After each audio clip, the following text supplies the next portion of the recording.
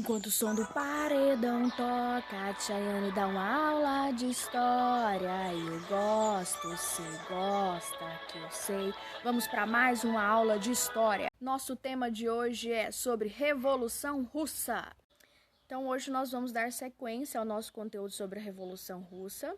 Na aula passada contextualizei para vocês o momento anterior, os fatores que contribuíram para essa revolução. E hoje nós vamos conhecer esse processo revolucionário iniciado em 1917. Então, na aula passada, compreendemos que a junção de vários fatores, fatores políticos, sociais e econômicos, contribuíram para a eclosão da Revolução Russa. Havia uma crescente insatisfação de vários grupos da sociedade contra a monarquia absolutista na figura do czar. Isso levou a oposição a organizar partidos políticos. Assim, em 1898, criou-se o Partido Operário Social Democrata Russo. Esse partido dividiu-se em dois grupos, os bolcheviques e os mencheviques. Os bolcheviques, significado em russo representantes da maioria, defendiam a união entre os operários e camponeses para implantar o socialismo imediatamente. Já os mencheviques, significado em russo representantes da minoria, defendiam a aliança entre a burguesia e os trabalhadores para mudar a sociedade de uma maneira moderada e gradual. Aos poucos iriam implantando o socialismo na sociedade. Então, esses dois grupos são os responsáveis por conduzir esse processo revolucionário. Cabe aqui também dizer que o czar que governava nesse período era Nicolau II. E antes desse processo revolucionário de 1917, em 1905 aconteceu um fato que ficou marcado.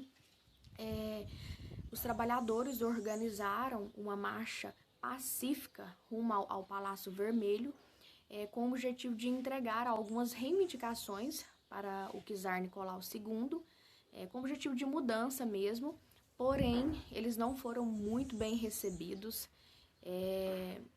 pelo exército real.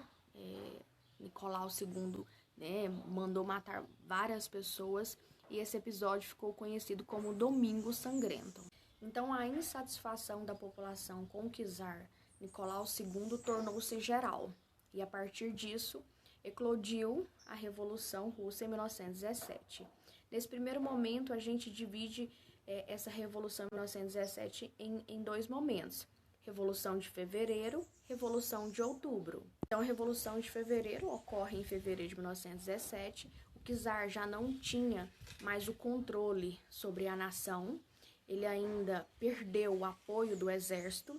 A entrada da Rússia na Primeira Guerra Mundial simplesmente piorou essa situação política e econômica.